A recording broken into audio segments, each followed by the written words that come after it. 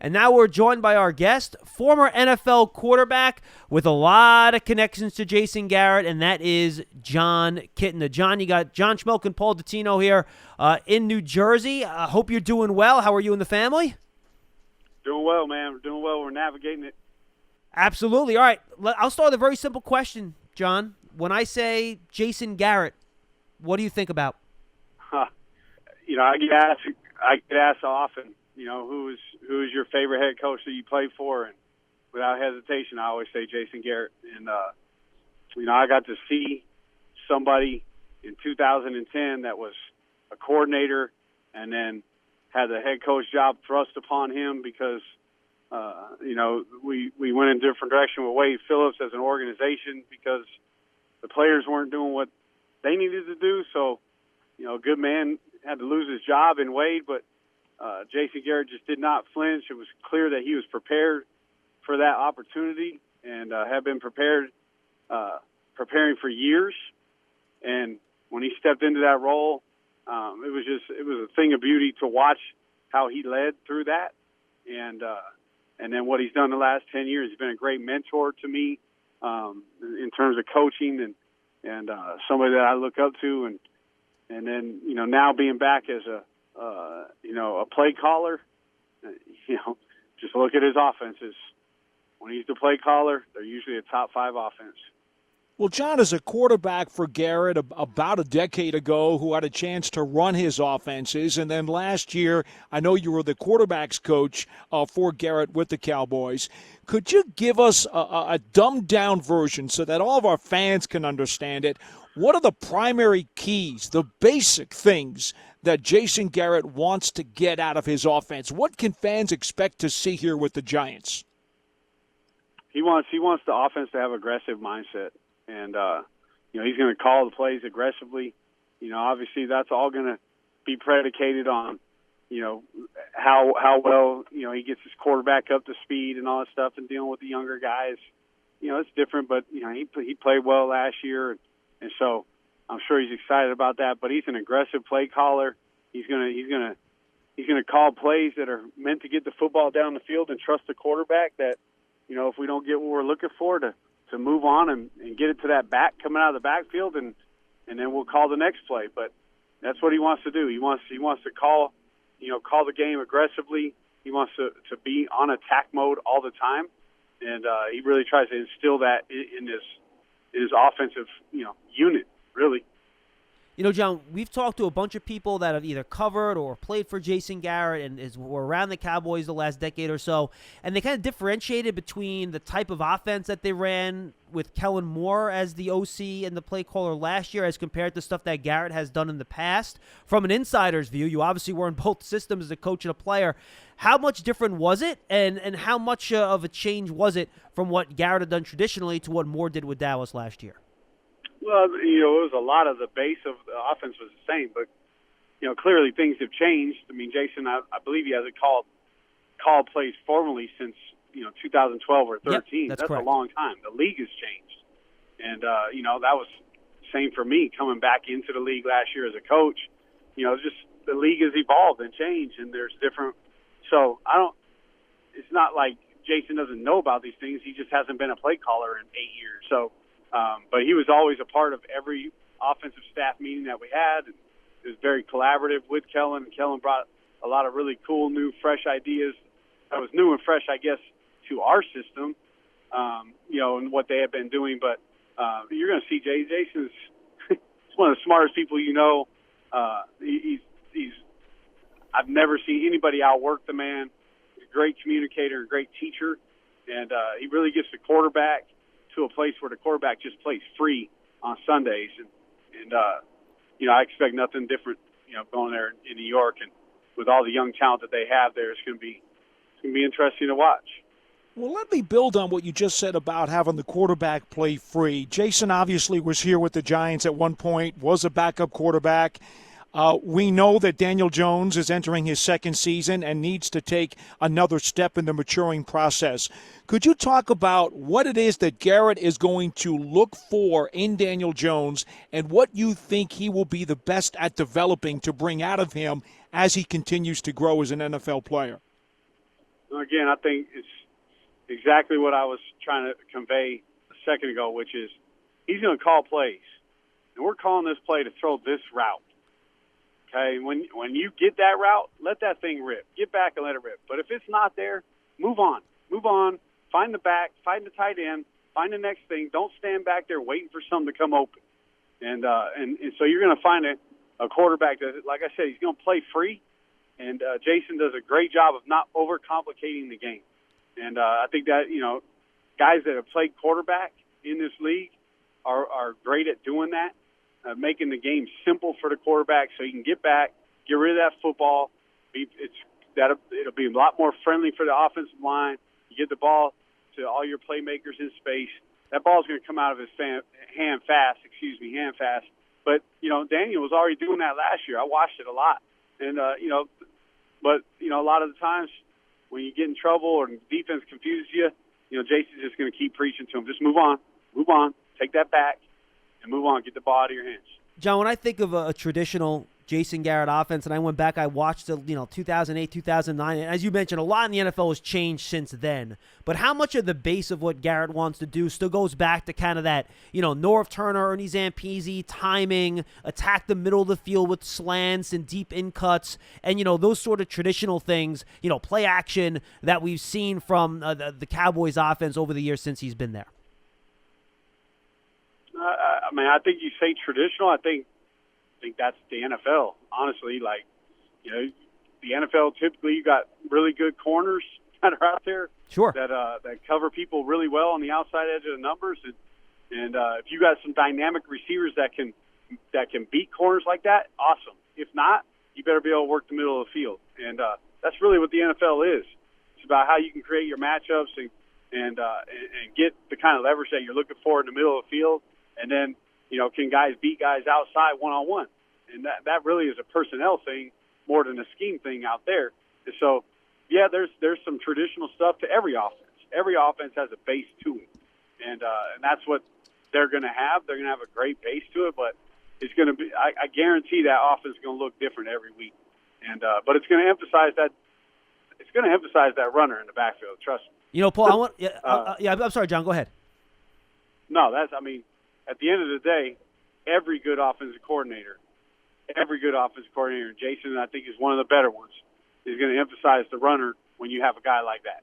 Paul, I want to follow up real quick, and then you can hit the Saquon Barkley angle if you want. You mentioned the offense looking different week to week. Joe Judge has really stressed that, how he really wants to game plan per week for his opponent. How much did you see Jason change things week to week based on the opponent and the personnel that they had on the field going against your offense?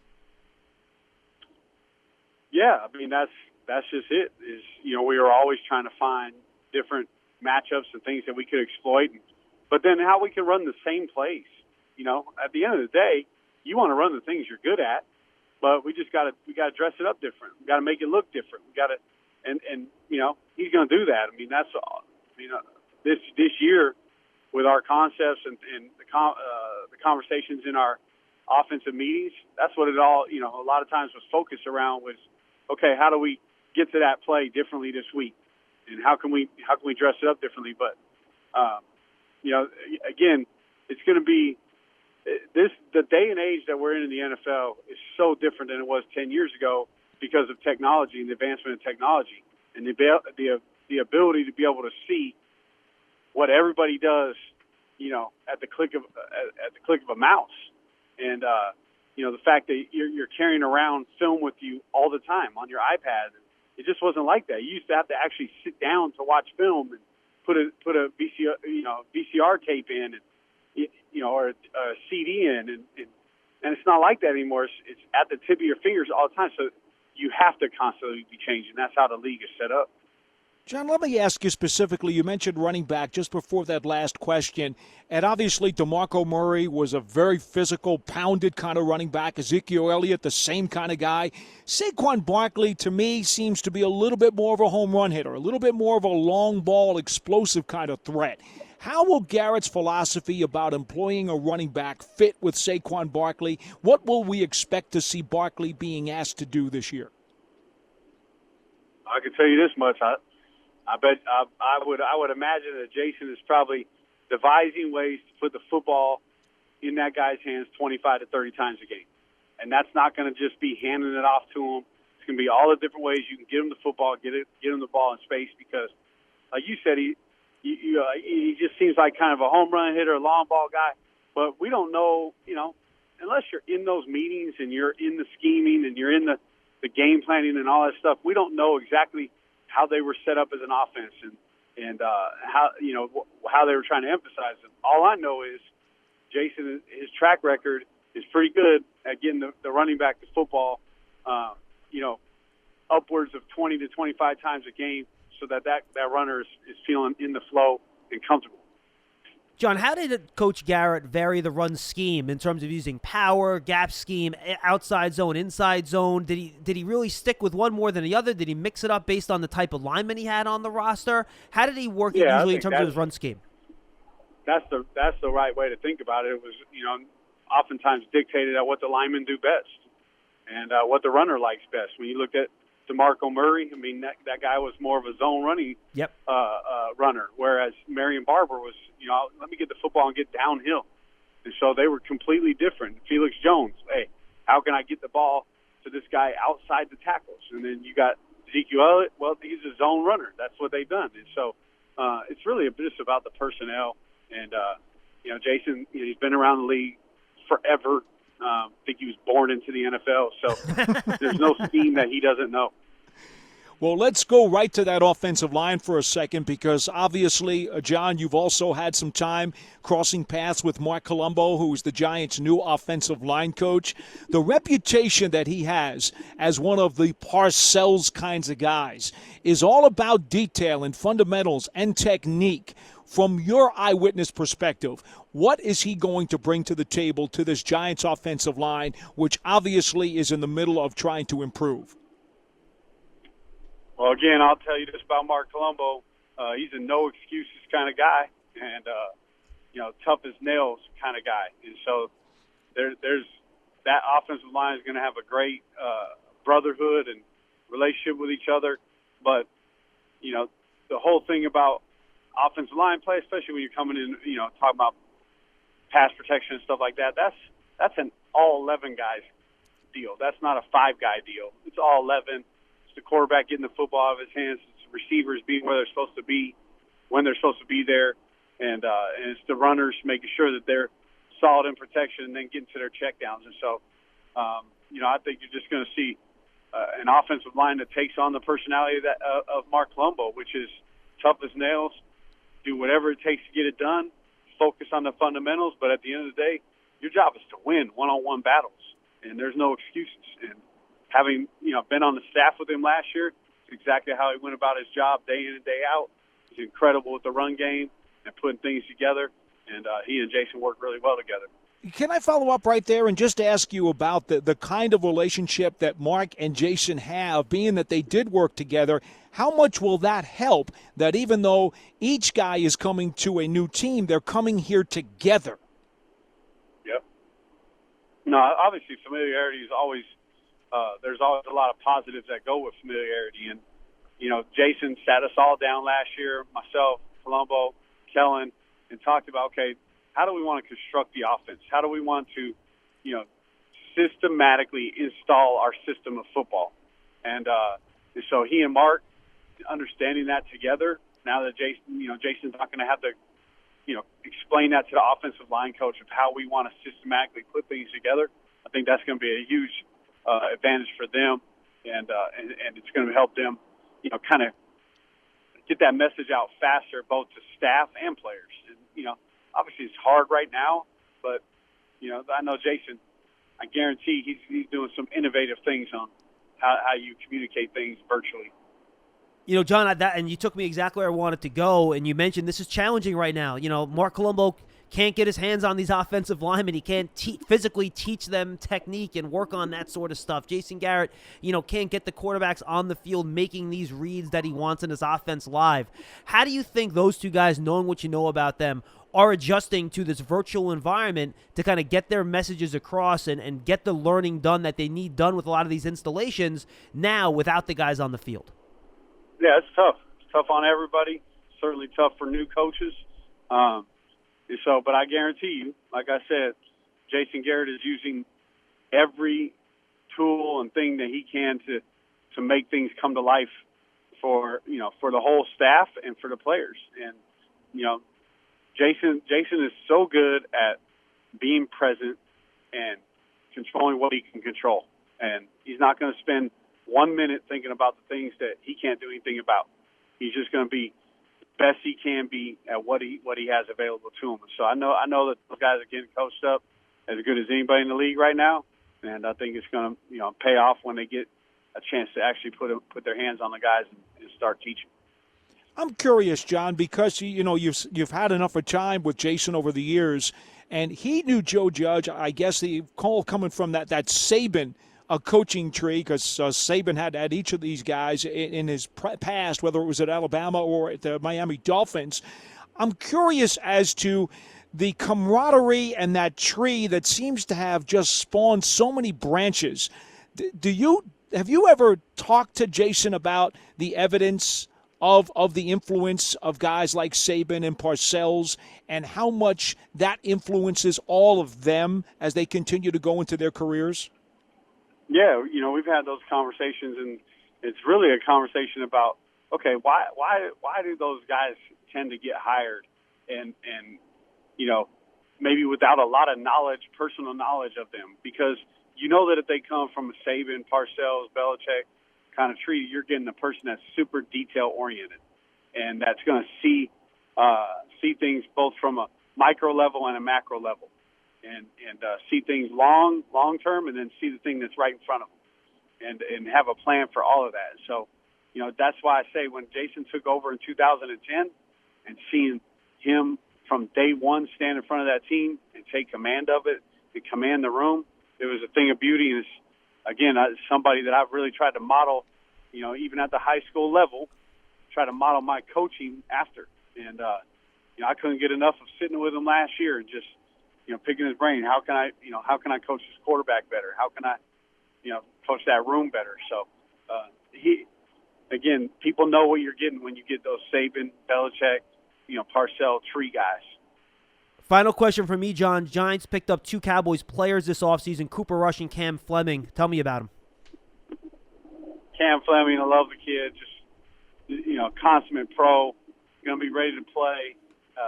He fits Colombo, which is, man, it may not always look pretty for him, but he's just going to win. And he's going to know both sides. He's never going to complain. And, he's going to be a good, solid player for you. Cooper Rush is going to be the best thing that's ever happened to Daniel Jones. I guarantee that.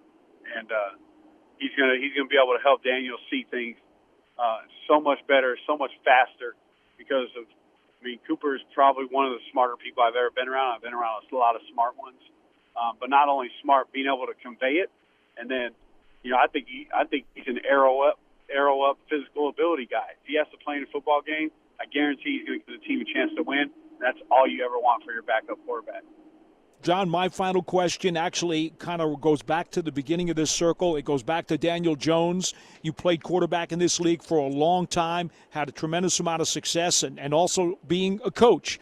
So what do you see in Daniel Jones as you look at him as the Giants' second-year QB? Yep. I had a chance to obviously evaluate him last year, going into the draft and watching a bunch of tape on him. And of all those guys coming out last year, this guy was the best one, not even close, from 20 yards and in. He diced people up. He knew exactly where to go with the football. He was accurate as heck from 20 yards and in. And the big question that I had was, the deep ball, but those are all correctable things, and I think he's corrected them. He certainly seems to have a great connection with the young receiver that you guys have. And you get your tight end back, and you got a couple of those other receivers that are going to be more healthy this year. He's everything that you're looking for in a quarterback. He's mobile enough, but he's a person that's going to play the game from the pocket first. And so you just love that. Shoot, sky's the limit for him, honestly. Hey, Giants fans, Saquon Barkley here. You want to see more videos? Subscribe below.